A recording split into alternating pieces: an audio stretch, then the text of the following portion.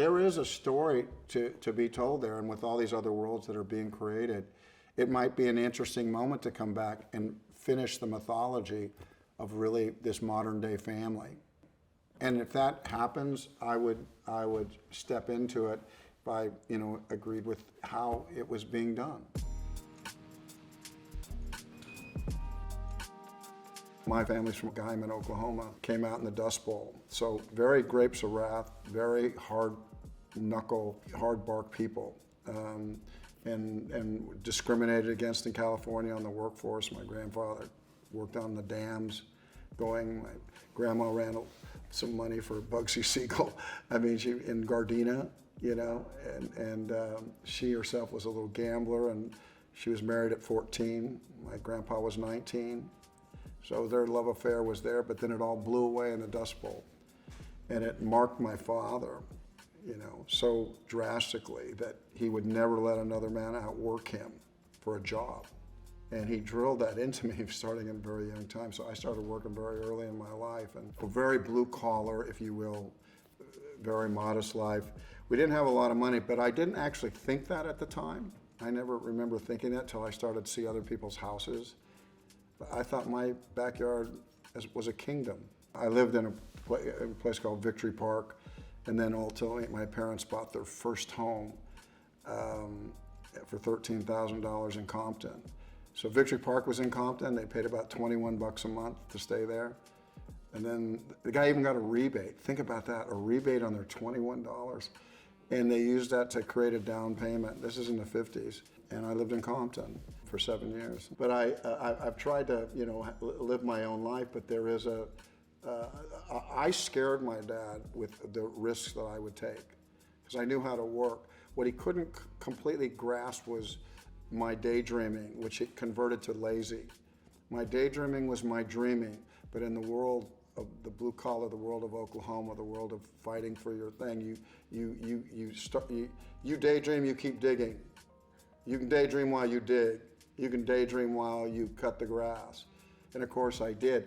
But it was always a little bit code for me, well, lazy, and I knew I wasn't lazy. I just had this imagination that ran and ran and ran. I was in my last year of college, and I was in an accounting class. I had no business being in an accounting class, and I had no business being in college at night. So I was going to be last on any bell curve, and by the time these people who are real serious were going to accounting class at night, I knew I was lost. And I looked down at a 3-page newspaper, and I'm like, he's talking, everybody around me's got their coffee out, and I'm looking down, and I'm thinking, I'm just lost. I was framing houses, I was doing it, and I saw this Rumpelstiltskin. I think, Rumpelstiltskin, I didn't know my fairy tales well enough. And I thought, well, there's gotta be a prince. This thing has to have a prince. I'll go be a prince. That was my thinking. I was excited that night, leaving accounting class. I was excited the next morning, not to have anything to do with school. I wanted to go to this audition that was down in Orange County somewhere. I was where I wanted to be in life, which was excited.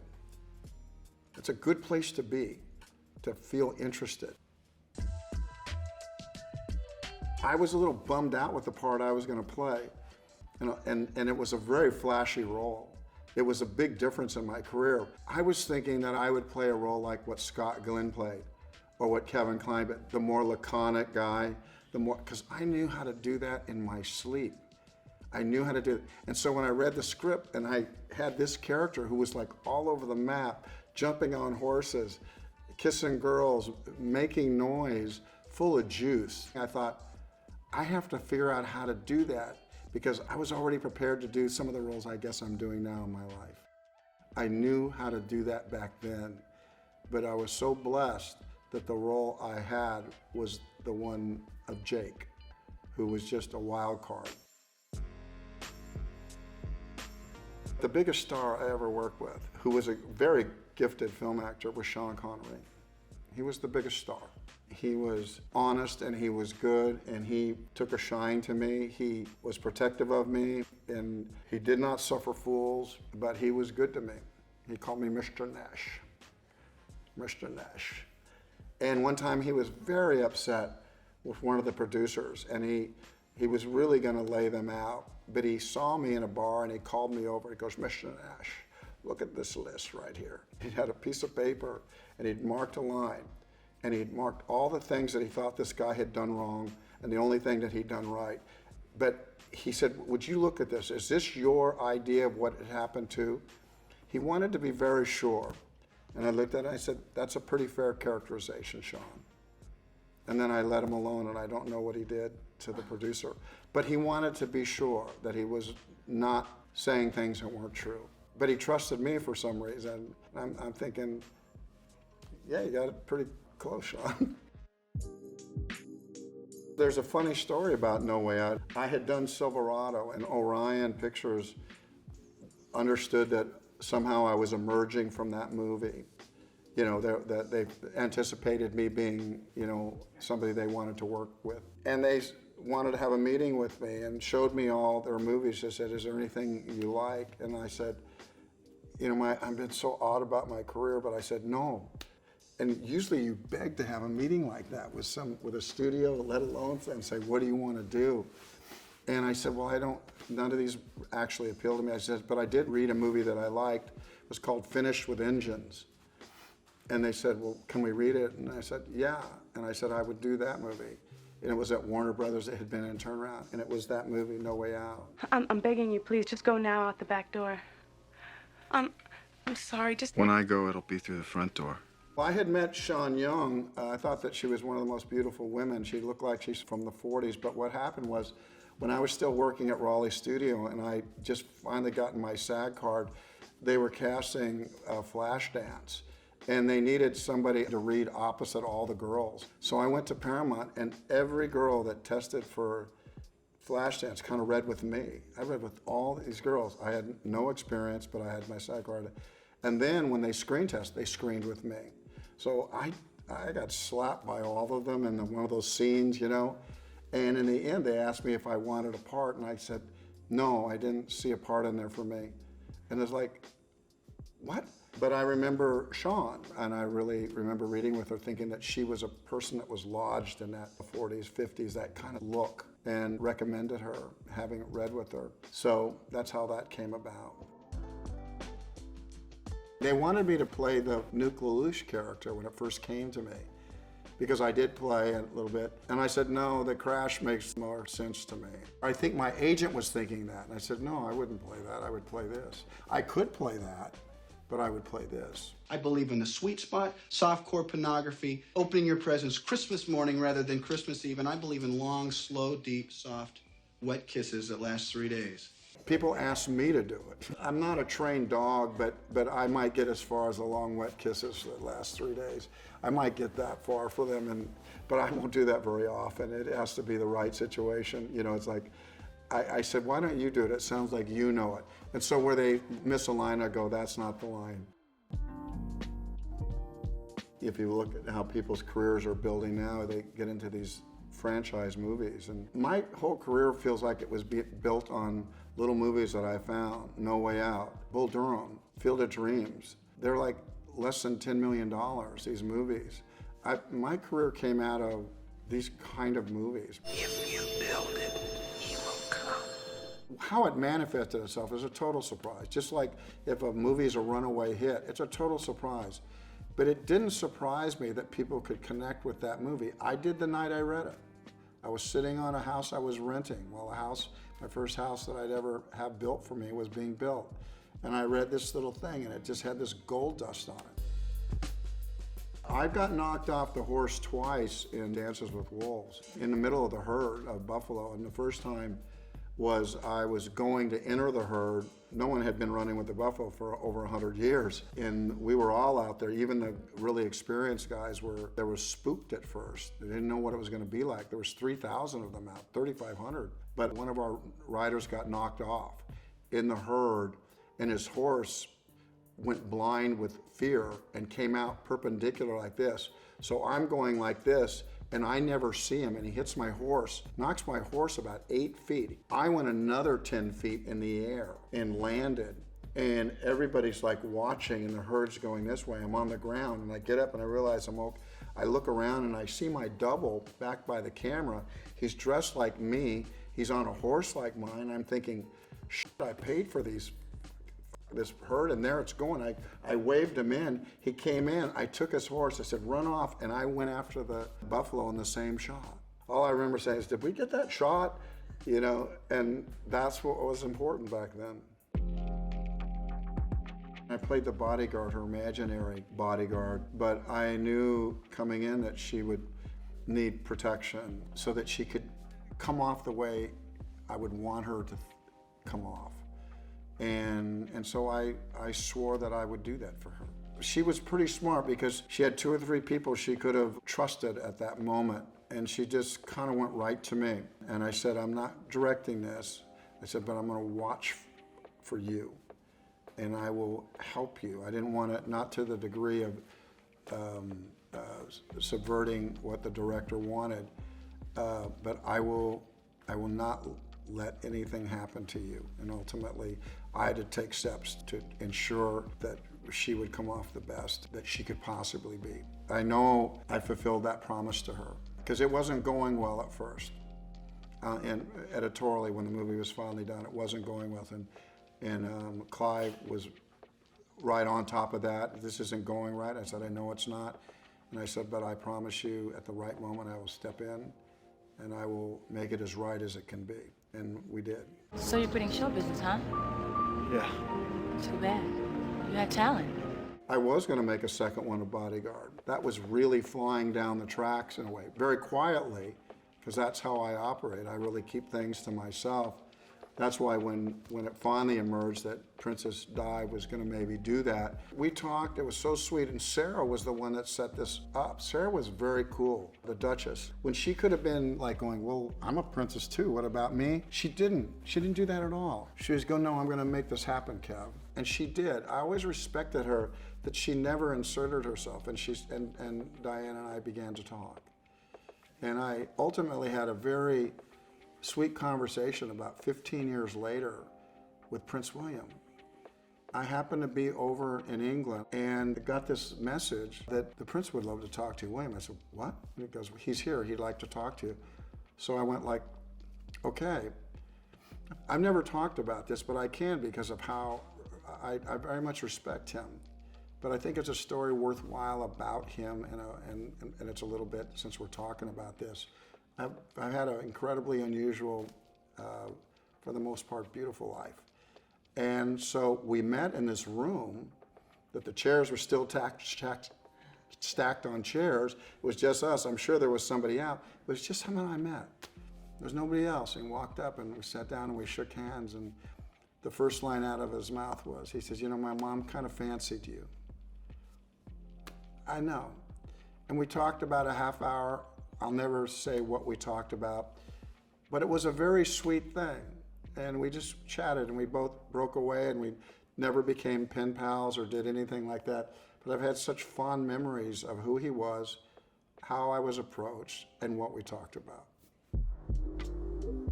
We worked in completely different styles. Clint goes very fast. I go as fast as I can. There's a difference. Meaning, if I feel like I can get more out of something, I'm going to keep doing it until I can get that. But I think I learned a lot from him, and at first I didn't feel like I learned that much, to be quite honest, because I was thinking, he goes fast, and it's like whatever, and I'm like, for me, I would miss certain things.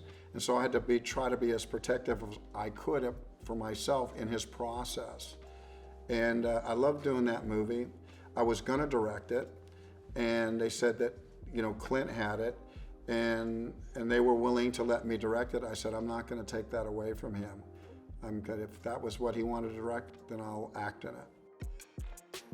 I'm so proud of this movie. It was a moment in time that was a giant struggle in my life, and I remember, regardless of what people were saying, I had agreed to support it. I knew what flaws are in it. All movies are flawed, but I took it around the world, and I felt like I was kind of like that Ray Stark moment where I was by myself. Where did everybody go?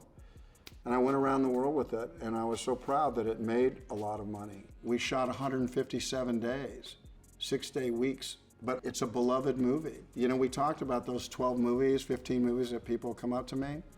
That one comes up about 25% of the time. It's people's favorite movie. So I'm proud of my journey with it. You haven't seen that in a long time. That was at Pebble Beach. They went up and they'll say stuff to me that's very funny and very instinctive. They go, "Why are there so many people playing when you play?" And I said, "Well, it's a tournament." I remember that somebody asked Joe on the red carpet of the Chinese, and they go, "Do you know what your dad does?" And he's about 6 years old, and he said, "What?" And he goes, "Well, do you know what your dad does?" He goes, "Well, my dad lives in a trailer." And I thought, that's a really good answer. That's how he's, you know, my movie trailer. He lives in a trailer.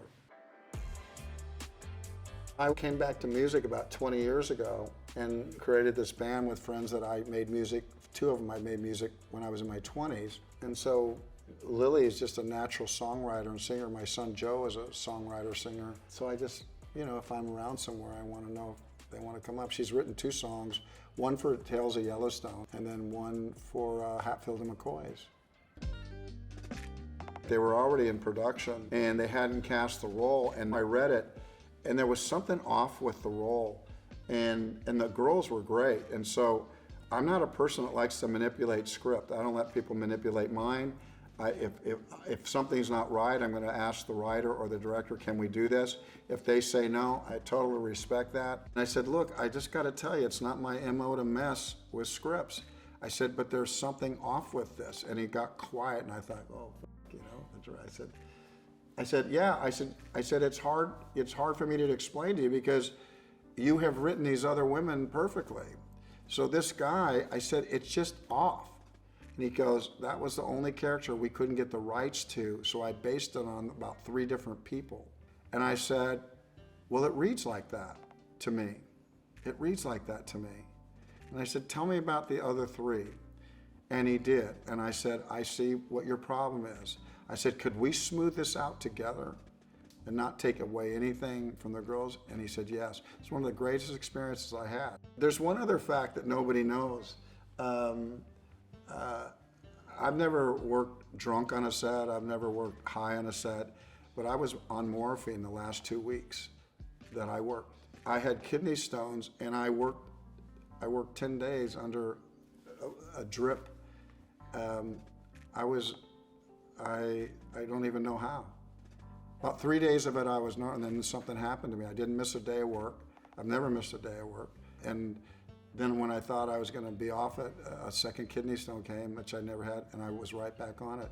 So I sat in my trailer with a morphine drip in my arm. In fact, I eventually had to have my sleeves down in the movie as opposed to rolled up because of that. I wanted to cry, but there was everybody watching, so I didn't. But working with Ted, it was magic. He trusted me so much. I liked the writing. I just really, really liked what Taylor was doing. I just thought that he was able to change the stage picture. He understood the world of modern day ranching and was able to create all this other type of drama inside it, but in an effective way, a kind of a very tough way. And it was really good stuff. I liked it. When it was first pitched to me by Taylor, it was 1 season. We're going to do a long movie, which is he's speaking my language. But ultimately, I think what happened was the studio didn't want that. And because he's such a prolific writer, he said, "I can do that. I can make a series that goes on." But my participation in it was going to be just one long movie. And then when the negotiations started, they started talking about 7 years. And I was like, no, I hadn't done anything. And then I didn't want to use the word, I didn't want to bait and switch when when he was telling the studio that he's going to do it with me. I didn't want to, all of a sudden I'm not doing it. Why? Because I didn't realize it was going to be a long series. I thought if it was long, I would do that. So I really stepped up, I think, to help there, and I said, I'll do it for 3 seasons. I ended up doing it for 5, and in the very end, I couldn't do any more for it than I had already done. If you're joining the family, can you please be the one person in it who talks to me? There is a story to be told there, and with all these other worlds that are being created, it might be an interesting moment to come back and finish the mythology of really this modern day family. And if that happens, I would step into it if I, agreed with how it was being done. It's not any more important today than it would have been 25 years ago, because I'd have made the same movie. There was a moment in time where I knew I had to make it now. That shelf life was running out for me to make this. Not necessarily direct it, but to make it. But I think Westerns, for the most part, are too simple. And when they are, they don't become that relevant. Some of the problems are pretty cut and dry in the West, which somebody wants what you have. How are you going to arbitrate that when there's no law to protect you? And so what happens is, for this Western, it's not racing to its gunfight. It's surprisingly emotional. And it's also, hopefully, thought-provoking. It's hopefully you just forget you're watching a Western. You're just seeing people in some movement that happened that was not a fairy tale. I did name my son Hayes. My character is Hayes. I wanted him close to me, and I knew that he wouldn't be out there for very long, and I wouldn't have him locked at this age for the rest. Now I'm locked with him forever. I just wanted him to be close to me. He comes off very well in the movie. He's so beautiful. I have not ever pushed that on any of my children. There were so many things about a set he didn't even know, really, because I haven't immersed them in it. Their lives are their lives. My youngest daughter was going to maybe be Elizabeth, but at the end she said, "Daddy, I like the first day of school.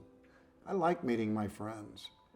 And I like Grace because she knows who she is." Grace thought that you could film the movie in 2.5 hours or 3 hours. She's like, "Well, you mean we're going to be out there for 2 months?" And what? Because she kind of thought that, it's only this many pages. So when I said, "No, it's going to be more," it was a struggle, and she cried, and she didn't want to hurt my feelings. And I said, "Well, what is it?" She goes, "I like my school. I like my friends." And there are kids that would kill to do that, but she knows herself. And there's a line in the movie with the chief, with the 2 boys. He goes, "I like that my sons know who they are." Whenever I can trap my children, I do, to come be with me. So in the homes I've tried to have, I want them to be kind of fun for them. My sons and daughter, they surf out here, we dive for lobster, we spearfish halibut right here. And so that's an environment. It's a little different than my backyard. I thought my backyard was a kingdom. So this is the way they think of theirs.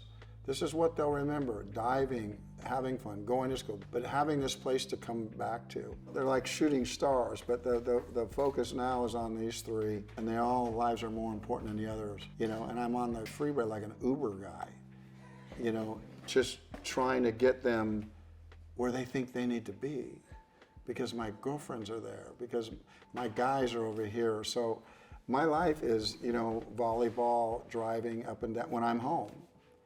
And even when I'm home trying to do my work, it's like, could you come get me?